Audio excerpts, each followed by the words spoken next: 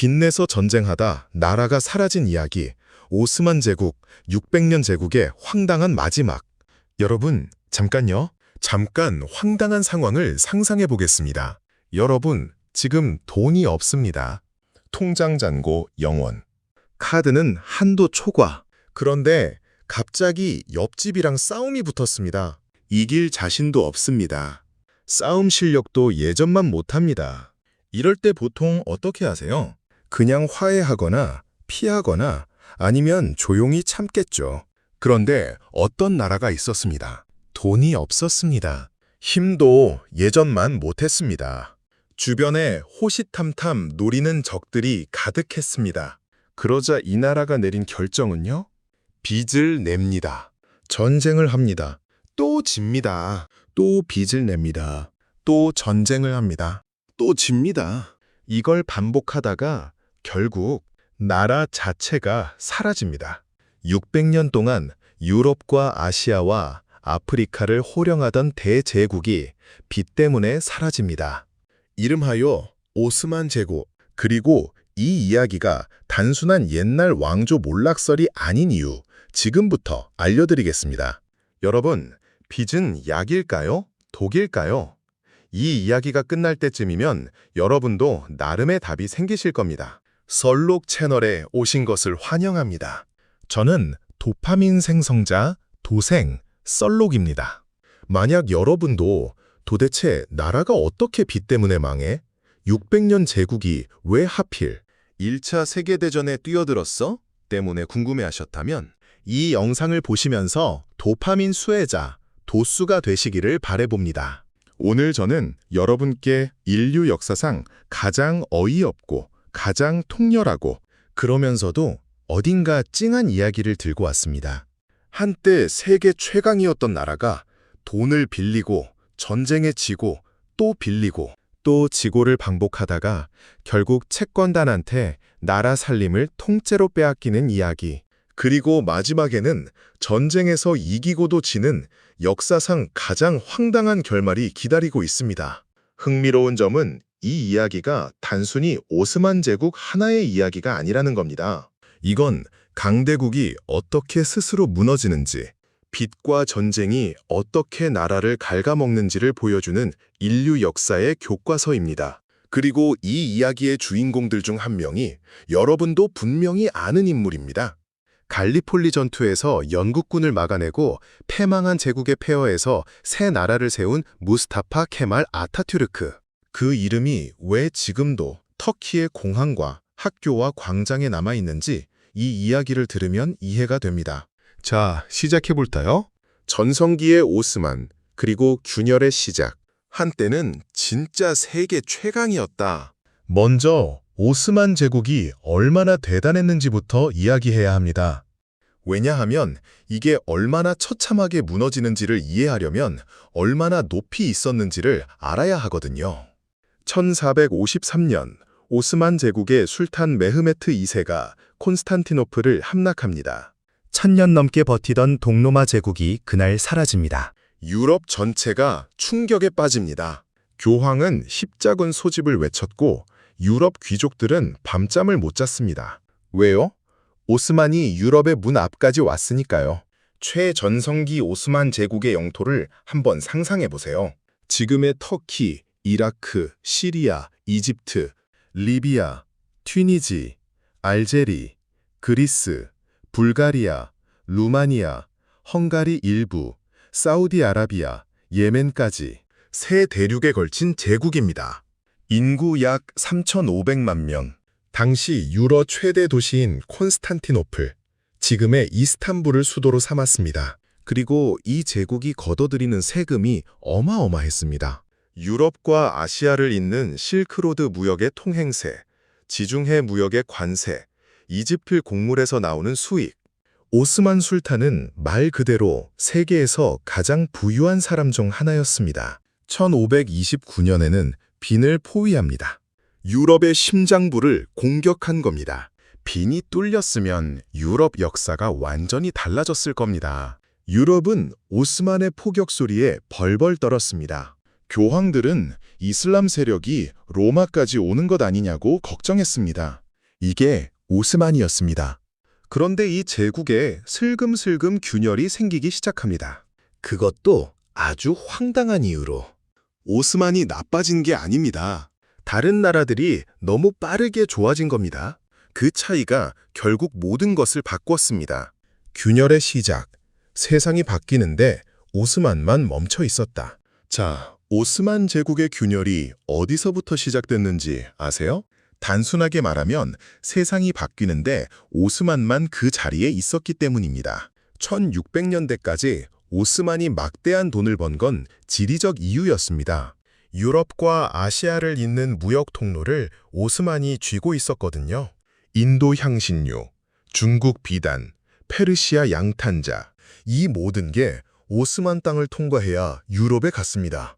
통행세 받고 관세 받고 오스만은 그냥 가만히 앉아서 돈을 긁어 모았습니다. 그런데 포르투갈이 인도 항로를 개척하고 스페인이 아메리카에서 금과 은을 쏟아오기 시작하면서 오스만의 지리적 이점이 흔들립니다. 유럽 상인들이 오스만 땅을 안 지나가도 됩니다. 배 타고 바다로 돌아가면 되거든요. 통행세 수입이 줄어듭니다.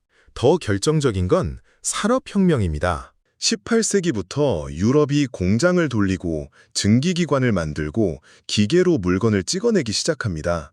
영국이, 프랑스가, 독일이 경제적으로 폭발적으로 성장합니다. 한 명의 공장 노동자가 과거 수백 명의 장인이 하던 일을 합니다. 오스만은요, 여전히 농업 경제에 머물러 있었습니다. 유럽이 달리기를 시작할 때 오스만은 걷고 있었습니다. 그리고 여기서 치명적인 문제가 하나 더 있습니다. 유럽 공장에서 값싼 면직물이 쏟아져 나오자 오스만 장인들이 만든 수공업 면직물이 팔리지 않습니다. 오스만 경제의 핵심인 수공업이 무너지기 시작합니다. 설상가상 영국, 프랑스와 맺은 통상조약 때문에 외국 물건에 낮은 관세를 적용해야 했습니다. 유럽 물건은 들어오고 오스만 물건은 경쟁이 안 됩니다. 그 결과가 딱 하나로 나타납니다. 돈이 부족해지기 시작한 겁니다. 여러분, 돈이 부족한 나라가 가장 먼저 하는 짓 아세요? 맞습니다. 빚을 냅니다. 그런데 이게 한 번으로 끝나지 않는다는 게 문제입니다. 역사는 늘 예상한 것처럼 흘러가지는 않죠. 이게 바로 오늘 이야기의 핵심입니다. 크림 전쟁 빚의 시작, 그리고 돌아오지 않는 강. 자, 이제 본론으로 들어갑니다. 1853년 크림 전쟁.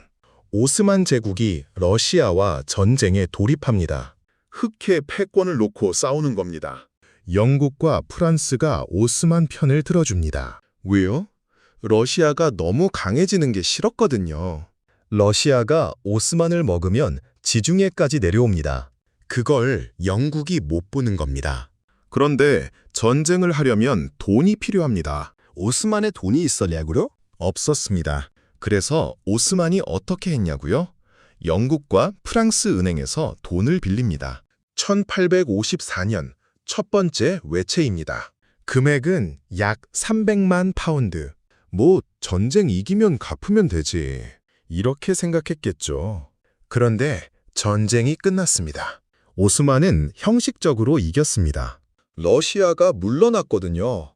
이 전쟁에서 나이팅게일이 간호사로 활약했고 영국에서 이 전쟁의 참상이 언론에 보도되면서 현대 전쟁 보도와 야전 의료의 역사가 시작됐습니다. 역사적으로는 꽤 중요한 전쟁입니다. 그런데 오스만 입장에서 중요한 건 그게 아닙니다. 갚을 돈이 없습니다. 전쟁하면서 다 썼거든요. 어떻게 했냐고요? 또 빌립니다. 1855년에 또 빌립니다. 1858년에 또 빌립니다. 1860년에 또 빌립니다. 1862년, 1865년, 1869년, 1873년. 빚이 빚을 낳습니다. 오스만의 외채가 어떻게 불어났는지 숫자로 보면 입이 벌어집니다. 1854년 첫 외채 이후 20년 만에 오스만의 연간 이자 지출이 국가 세수의 절반을 넘어섭니다. 세금으로 걷는 돈의 절반 이상이 이자 내는데 사라집니다. 국방, 교육, 인프라, 국민 복지에 쓸 돈이 절반도 안 남는 겁니다. 빚을 갚기 위해 빚을 내는 구조가 시작된 겁니다. 이걸 금융에서는 부채 함정이라고 부릅니다. 한번 들어가면 빠져나오기가 극도로 어렵습니다. 그리고 오스만은 이 함정에 발 하나를 들이밀었습니다. 그리고 나머지 발도 곧 들어갑니다. 빚이 나라를 삼키는 과정. 파산 선언. 이제부터 우리 살림을 당신들이 관리하시오. 자, 이제 진짜 황당한 이야기가 시작됩니다. 1875년 오스만 제국이 선언합니다. 더 이상 빚 못 갚겠습니다. 공식 채무 불이행, 즉 국가 부도입니다. 당시 오스만의 빚이 얼마였냐고요? 약 2억 파운드, 지금 가치로 수십조 원에 달하는 금액입니다. 그런데 이 부도 선언이 불러온 결과가 걸작입니다. 1881년 유럽의 채권국들이 오스만에 요구합니다. 당신네 나라 세금 수입 일부를 우리가 직접 관리하겠습니다. 오스만 공공채무청, 영어로 OPDA라는 기관이 만들어집니다. 이 기관이 뭘 하냐고요? 오스만 제국의 세금 일부를 직접 걷어서 유럽 채권자들한테 갚습니다. 잠깐, 이게 무슨 말인지 아세요? 오스만 제국 땅에서 오스만 국민들이 낸 세금을 영국, 프랑스, 독일 은행가들이 직접 걷어가는 겁니다. 오스만 정부는 손도 못 댑니다. 담배세, 소금세, 술세, 비단세, 어업세, 심지어 인지세까지. 오스만 국민이 담배 한 개디 피울 때마다 그 세금의 일부가 파리와 런던의 은행가 주머니로 들어가는 구조입니다. 그런데 이게 끝이 아닙니다. 이 공공채무청이 얼마나 거대한 조직이 됐냐고요? 최전성기에 직원이 무려 9,000명이었습니다. 오스만 재무부 전체 직원보다 많았습니다. 세금 걷는 외국 기관의 직원이 나라 재무부 직원보다 많은 겁니다. 이게 말이 된다고 생각하세요? 이게 사실상 경제 식민지입니다. 나라는 있는데 나라 살림을 외국인이 관리하는 겁니다. 더 황당한 건 이겁니다. 이 상황에도 오스만은 빚을 계속 냈습니다. 왜요? 군대도 유지해야 하고 술탄 궁전도 운영해야 하고 관료도 먹여 살려야 하니까요. 1881년 부도 선언 이후에도 새 빚을 냈습니다. 이번엔 채무청이 관리하는 세금을 담보로 잡고요. 빚을 갚기 위해 빚을 내고 그 빚을 갚기 위해 또 빚을 내는 악순환이 계속됩니다. 동인도 회사설에서 이야기했죠. 인도 세금으로 인도 침략 전쟁 비용을 댔다고요. 오스만도 똑같습니다. 방향만 반대일 뿐. 내 세금을 외국인이 걷어가는 겁니다. 놀랍지 않으세요? 탕, 탕, 탕. 발칸에서 들려오는 붕괴의 소리. 그런데 오스만의 문제는 빚만이 아니었습니다. 19세기 내내 오스만 제국은 사방에서 영토를 잃어갑니다. 그리스가 독립합니다. 1821년 세르비아가 자치권을 얻습니다. 루마니아가 독립합니다. 불가리아가 떨어져 나갑니다. 보스니아는 오스트리아가 먹습니다. 이집트는 영국이 사실상 통제합니다. 알제리는 프랑스가 집어삼킵니다. 리비아는 이탈리아가 가져갑니다. 한번 상상해 보세요. 매년 조금씩 땅이 떨어져 나가는 겁니다. 영토가 줄면 세금 기반이 줄고, 세금이 줄면 군사력이 줄고, 군사력이 줄면 또 영토를 잃고, 이 악순환을 당시 유럽에서는 뭐라고 불렀냐고요? 유럽의 병자, 영어로 Sick Man of Europe. 오스만 술탄이 이 별명을 들었을 때 얼마나 자존심이 상했을지 상상이 됩니다. 150년 전만 해도 유럽 전체가 오스만을 두려워했는데 이제 유럽이 오스만을 병자라고 부릅니다. 실제로 이 별명을 처음 쓴 사람이 오스만의 술탄 자신이었다는 이야기도 있습니다. 1853년 러시아 차르 니콜라이 1세와 나눈 대화에서 우리는 병든 사람입니다 라고 했다는 거죠. 자기 나라를 스스로 병자라고 부른 겁니다. 이게 얼마나 절망적인 상황이었는지를 보여주는 대목입니다. 그런데 이 자존심 상한 나라가 1914년에 아주 황당한 결정을 내립니다. 1차 세계대전에 뛰어드는 겁니다. 잠깐, 왜요? 이 시점에서 오스만은 빚더미에 앉아 있었고 영토는 계속 줄어들고 있었고 군사력도 예전만 못했습니다. 그런데 왜 세계 최대 규모의 전쟁에 참가했냐고요? 이 답을 찾으려면 우리는 독일이라는 인물을 만나야 합니다. 독일과 오스만의 수상한 동업, 브로맨스의 끝. 자, 보세요. 이게 핵심입니다. 19세기 말 독일의 카이저 빌헬름 2세가 오스만의 눈독을 들입니다. 왜요? 오스만 제국이 가진 지리적 위치 때문입니다. 오스만을 통하면 중동, 페르시아만 인도로 가는 육로가 열립니다. 영국의 해상 패권을 육상으로 우회할 수 있는 겁니다. 독일은 오스만에게 뭘 줬냐고요? 돈을 줬습니다. 군사 교관을 보냈습니다. 바그다드까지 철도를 놓아줬습니다. 오스만 군대를 현대화시켜줬습니다. 오스만 입장에서는 어땠냐뇨? 솔직히 말씀드리면 선택지가 없었습니다. 영국과 프랑스는 이미 오스만 채권자이면서 동시에 오스만 영토를 하나씩 집어삼키고 있었습니다. 러시아는 오스만의 숙적입니다. 독일만이 오스만 편이었습니다. 그리고 1914년 사라예보에서 총성이 울립니다. 오스트리아 황태자가 암살됩니다. 유럽이 전쟁에 돌입합니다. 독일 편 대 영국, 프랑스, 러시아 편. 오스만은 어느 쪽을 선택했을까요? 당연히 독일 편이었습니다. 그리고 이 선택이 600년 제국의 마지막 도박이 됩니다. 전쟁의 끝, 제국의 끝. 1차 세계대전 속 오스만 연전 연패의 서사시. 자, 오스만이 참전하고 어떤 일이 벌어졌는지 보겠습니다. 결론부터 말씀드리면 처음에는 생각보다 잘 싸웠습니다. 정말 생각보다. 1914년 11월 오스만이 공식 참전합니다. 흑해에서 러시아 항구를 포격하면서 전쟁을 시작합니다. 선전포고도 제대로 하기 전에 먼저 때린 겁니다. 대담하다고 해야 할지 무모하다고 해야 할지. 1915년 갈리폴리 전투. 영국과 호주, 뉴질랜드 연합군이 오스만 수도 이스탄불을 공략하려고 갈리폴리 반도에 상륙합니다. 그런데 오스만군이 막아냅니다. 연합군 사상자가 무려 18만 명. 오스만군도 크게 손실을 봤지만 막아냈습니다. 이 전투를 지휘한 오스만 장군의 이름이 무스타파 케말. 나중에 오스만 제국을 해체하고 터키 공화국을 세울 그 사람입니다. 이름 기억해두세요. 나중에 다시 나옵니다. 그런데 갈리폴리는 예외였습니다. 다른 전선에서는 처참하게 무너집니다. 러시아 전선에서 밀립니다. 이라크에서 영국군에게 밀립니다. 팔레스타인에서 밀립니다. 아라비아에서는 영국이 부추긴 아랍 반란이 터집니다. 유명한 아라비아의 로렌스 이야기입니다. 로렌스라는 영국 장교가 아랍 부족들을 모아서 오스만 철도를 폭파하고 다닙니다. 독일이 공들여 지어준 바로 그 철도를요. 아이러니하죠. 내부에서도 문제가 터집니다. 1915년 아르메니아인 집단 학살.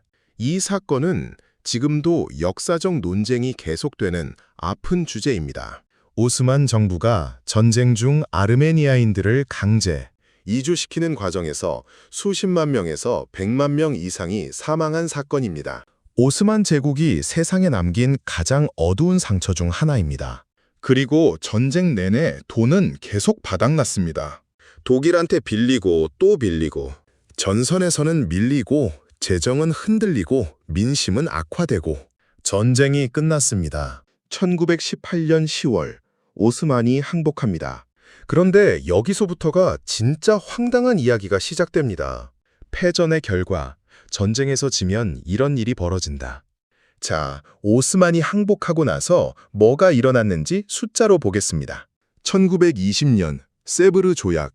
남아있는 오스만 영토를 어떻게 나누냐고요?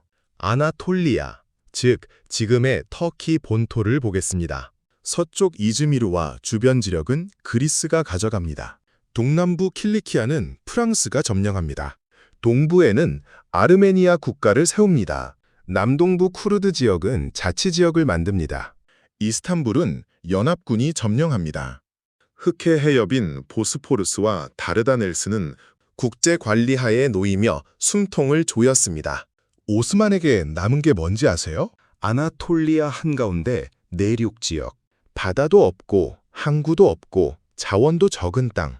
그것도 여기저기 외국 세력이 점령하고 있는 상황에서 600년 동안 새 대륙을 지배하던 제국이 산속 내륙 땅 한 조각만 남은 겁니다. 더 황당한 건 오스만 술탄이 이 조약에 서명했다는 겁니다. 자기 나라를 해체하는 조약에 본인이 도장을 찍었습니다. 선택이 없었으니까요. 이스탄불은 이미 연합군이 점령하고 있었고 술탄은 사실상 포로였습니다. 그리고 빚은요? 전쟁 전에도 어마어마했는데 전쟁 중에 더 쌓였습니다. 남은 영토의 세금으로는 이자도 못 낼 수준이었습니다. 보통 여기서 이야기가 끝납니다. 망한 제국의 마지막 이야기로.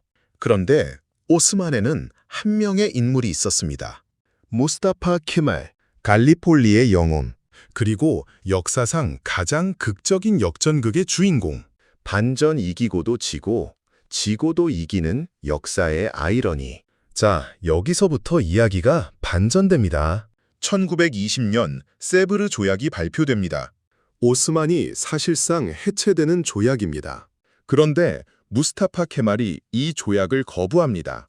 아나톨리아 내륙에서 국민 저항 운동을 조직합니다. 우리 땅을 내어줄 수 없다고 선언합니다. 그리고 전쟁이 다시 시작됩니다. 1919년부터 1923년까지 터키 독립전쟁입니다. 케말의 군대가 그리스군을 몰아냅니다. 1921년 사카리아 전투에서 케말이 직접 전선을 지휘합니다. 그리스 군대가 막강했습니다. 영국 무기로 무장한 군대였거든요. 그런데 케말의 군대가 이깁니다. 1922년 그리스 군대를 아나톨리아에서 완전히 몰아냅니다. 프랑스군을 협상으로 물립니다. 아르메니아 군대를 격파합니다. 영국은 더 이상 싸울 의지가 없었습니다. 1차 세계대전으로 너무 지쳐 있었거든요. 1923년 로잔 조약, 세브르 조약이 뒤집힙니다.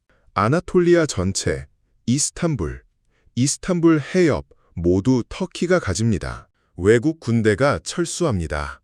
그리고 세브르 조약 때 강요됐던 오스만 공공채무청의 권한도 재협상됩니다. 외국인이 내 나라 세금을 직접 걷는 굴욕적인 구조가 끝납니다. 로잔 조약은 지금도 외교사에서 기적적인 반전으로 불립니다. 패전국이 전후 처리 조약을 통째로 뒤엎은 전례가 거의 없거든요.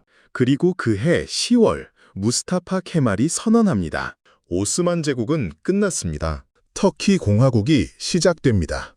오스만 제국 1299년 건국해서 1922년 술탄국 폐지, 623년의 역사가 막을 내렸습니다.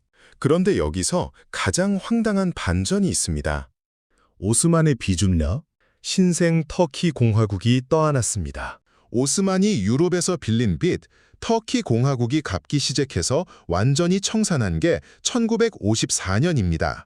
오스만 제국이 무너진 지 30년이 넘게 지나서도 여전히 오스만의 빚을 갚고 있었던 겁니다. 이게 빚의 무서움입니다. 나라가 사라져도 빚은 사라지지 않습니다.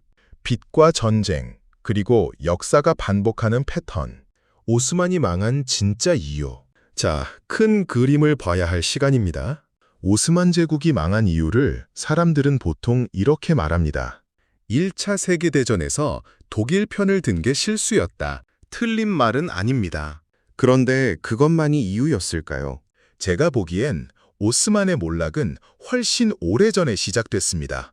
첫째, 산업화를 못 따라갔습니다. 유럽이 기계로 물건을 만들 때 오스만은 수공업에 머물렀습니다. 경제력 차이가 곧 군사력 차이가 됐습니다. 19세기 내내 군을 현대화하려는 개혁이 있었지만 돈이 없으니 제대로 할 수가 없었습니다. 둘째, 빚으로 그 차이를 메우려 했습니다. 돈이 없으니 빌렸습니다. 갚을 능력이 안 되니 또 빌렸습니다. 채무 불이행이 터지자 채권자들이 살림을 가져갔습니다. 그러자 자주적인 경제 정책이 불가능해졌습니다. 세금 수입이 어디에 써야 할지를 외국인이 결정하는 나라에서 무슨 개혁이 가능하겠어요? 셋째, 자주적인 외교가 사라졌습니다. 빚쟁이는 채권자 눈치를 봐야 합니다. 오스만은 영국, 프랑스 눈치를 보면서도 그들이 자기 영토를 잠식하는 걸 막지 못했습니다. 이집트가 영국 손에 들어갈 때 항의했지만 소용없었습니다. 리비아가 이탈리아에 넘어갈 때도 마찬가지였습니다. 넷째, 그 절박함이 마지막 도박으로 이어졌습니다. 독일과 손잡고 1차 세계대전에 뛰어든 건 어떻게 보면 이대로 천천히 죽느니 한번 크게 뒤집어 보자는 절박한 선택이었습니다. 1차 세계대전 직전 오스만 지도부의 계산은 이랬습니다. 독일이 이기면 영토를 되찾고 빚도 탕감받을 수 있다. 이기면 모든 게 해결된다. 그 계산이 틀렸습니다. 그리고 그 도박은 실패했습니다. 그런데 여기서 가장 슬픈 부분이 있습니다. 오스만 제국이 1차 세계대전 직전에 마지막으로 발버둥 쳤다는 사실입니다. 당시 청년 투르크당이라 불리는 개혁파가 정권을 잡고 근대화를 추진했습니다. 신식 학교를 세우고 헌법을 도입하고 철도를 도래했습니다. 가능성이 없지 않았습니다. 그런데 그 개혁에 필요한 돈도 없었고 시간도 없었습니다. 역사는 기다려주지 않았습니다. 철학적 질문, 우리가 함께 고민해봐야 할 것. 자, 여기서 잠깐 멈추고 싶습니다. 오늘 우리가 함께 고민해볼 질문이 하나 있습니다. 빚은 언제 기회이고 언제 함정인가? 사실 빚 자체가 나쁜 건 아닙니다. 현대 경제에서 빚 없이 성장하는 나라는 없습니다. 우리가 주택담보대출로 집을 사고 기업이 회사채를 발행해서 공장을 짓고 국가가 국채를 발행해서 인프라를 건설합니다. 이건 합리적인 선택입니다. 그런데 오스만의 빚은 달랐습니다. 이 빚은 생산적인 투자가 아니었습니다. 전쟁 비용이었습니다. 질 가능성이 높은 전쟁에 쓴 돈이었습니다. 갚을 능력도 계획도 없이 빌린 돈이었습니다. 그리고 그 빚이 나라 살림을 외국인 손에 넘겨줬습니다. 생각해보세요. 지금도 비슷한 이야기가 세계 곳곳에서 벌어집니다. 개발도상국들이 인프라를 짓는다며 중국에서 돈을 빌립니다. 갚지 못하면 항구, 공항, 철도의 운영권이 넘어갑니다. 스리랑카 한반토타 항구가 2017년에 99년 임대로 중국에 넘어간 게 바로 그 사례입니다. 오스만의 1875년 채무 불이행과 공공채무청 설립, 스리랑카의 2017년 항구 임대. 방식이 다르고 규모가 다를 뿐 구조는 놀랍도록 똑같습니다. 그런데 이게 단순히 나라 이야기만은 아닙니다. 우리 개인 삶에서도 똑같은 원리가 작동합니다. 신용카드 한도 초과해서 카드론 빌리고 카드론 갚으려고 마이너스 통장 쓰고 마이너스 통장 갚으려고 또 카드론 쓰는 구조. 오스만의 부채 함정이랑 구조가 다르지 않습니다. 규모만 다를 뿐. 여러분이라면 어떻게 하시겠습니까? 국가 입장에서 갚을 능력이 불확실한데 큰 빚을 지는 게 맞을까요? 아니면 더 느리더라도 자력으로 성장하는 게 맞을까요? 쉬운 답이 없는 질문입니다. 하지만 역사는 한 가지 힌트를 줍니다. 빚은 갚을 계획이 있을 때만 약이 된다는 것. 역사의 아이러니, 그리고 우리가 배울 것. 마지막으로 이 이야기가 우리에게 주는 교훈을 짚어봅시다. 오스만 제국의 이야기에서 저는 두 가지 감정을 동시에 느낍니다. 첫 번째는 씁쓸함입니다. 600년 제국이 결국 자기 힘으로 해결할 수 없는 경제적 함정에 빠져서 무너졌습니다. 영토가 있고 군대가 있고 역사가 있어도 돈 앞에서는 어쩔 수 없었습니다. 국가도 결국 경제력이 뒷받침되지 않으면 냉혹한 현실. 두 번째는 묘한 감탄입니다. 무스타파 케말이라는 인물이 있었기 때문입니다. 제국은 사라졌지만 그 폐허 위에서 새로운 나라를 세웠습니다. 터키 공화국. 케말은 단순히 군사 지도자가 아니었습니다. 그는 법체계를 바꾸고 아랍 문자를 로마자 알파벳으로 바꾸고 종교와 국가를 분리하고 여성에게 참정권을 줬습니다. 당시 기준으로 엄청난 개혁입니다. 그러면서 동시에 오스만의 빚을 자기 나라가 책임지겠다고 선언했습니다. 도망치지 않은 겁니다. 제국의 빚과 패망을 딛고 완전히 새로운 나라를 만들어낸 겁니다. 역사는 끝이 아니라 전환점을 만들어냅니다. 오스만의 몰락이 터키의 탄생으로 이어진 것처럼 최악의 상황이 반드시 끝이 아닐 수 있습니다. 물론 그 전환을 이끌 무스타파 케말 같은 인물이 필요하다는 조건이 붙지만요. 역사에서 가장 통렬한 교훈은 이겁니다. 강대국은 적의 칼에 쓰러지는 게 아닙니다. 스스로 쌓아올린 빚과 오판에 무릎 꿇습니다. 로마가 그랬습니다. 오스만이 그랬습니다. 그리고 역사는 다음 순서를 기다리고 있습니다. 어느 나라가 될지는 우리가 역사에서 배우는지 여부에 달려 있을지도 모릅니다. 한 가지만 더 덧붙이고 싶습니다. 오스만의 빚이 처음부터 문제였던 건 아닙니다. 크림 전쟁 때 첫 빚을 냈을 때 그 돈을 생산적인 개혁에 썼다면 어땠을까요? 철도를 깔고 공장을 세우고 교육에 투자했다면요. 역사의 가정은 없다지만 빚 자체보다 그 빚을 어떻게 쓰느냐가 나라의 운명을 결정합니다. 오스만의 빚은 전쟁에 들어갔고 그 전쟁에서 졌습니다. 그게 전부였습니다. 자, 오늘 우리가 함께 살펴본 이야기를 정리해 볼까요? 한때 유럽을 떨게 만들었던 600년 대제국 오스만. 산업화 실패로 경제력이 쪼그라들고 비용을 빚으로 메우다가 채권자들한테 나라 살림을 통째로 빼앗깁니다.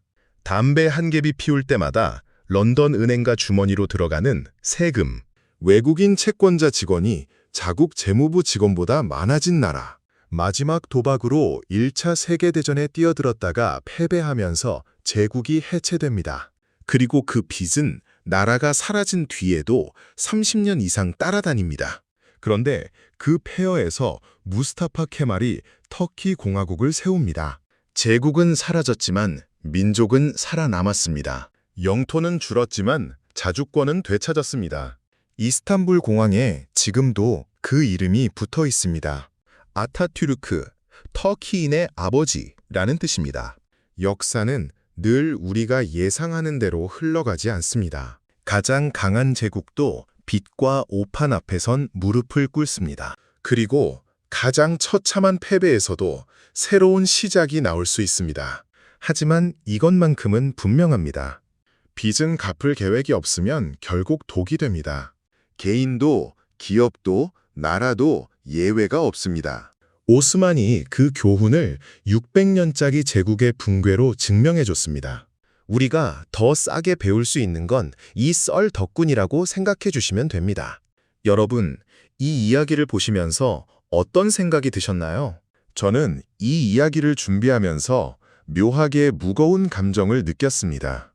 무거운 건 600년이라는 역사가 단지 경제적 판단 실수와 빚의 연쇄로 무너졌다는 사실이 너무 허무하기 때문입니다. 그러면서도 한편으로 케말이라는 인물이 그 폐허에서 새 나라를 세웠다는 사실이 희망적으로 느껴졌습니다. 역사는 결국 사람이 만드는 거니까요. 그리고 지금 이 순간에도 어딘가에서 오스만과 비슷한 함정에 빠져들고 있는 나라가 있을 겁니다. 빚으로 위기를 메우고 그 빚 때문에 더 큰 위기가 오는 패턴. 역사를 아는 사람이 그 패턴을 먼저 봅니다. 여러분의 생각이 정말 궁금해집니다. 댓글로 여러분의 생각을 꼭 남겨주세요. 여러분이 남긴 댓글이 다음 썰의 주제가 될 수도 있습니다. 오늘 이 썰이 재미있으셨다면 구독 버튼 꾹 눌러두시고요. 좋아요 한 번만 눌러주셔도 저 도생에게 엄청난 도파민이 생성됩니다. 그 도파민으로 더 날카롭고 더 흥미진진한 썰을 계속 준비해드리겠습니다. 다음 썰에서는요. 힌트만 드릴게요. 세계에서 가장 잔인한 거래. 사람을 팔고 그 돈으로 나라를 키운 이야기. 궁금하지 않으세요? 다음 영상에서 뵙겠습니다. 저는 도파민 생성자 썰록이었습니다.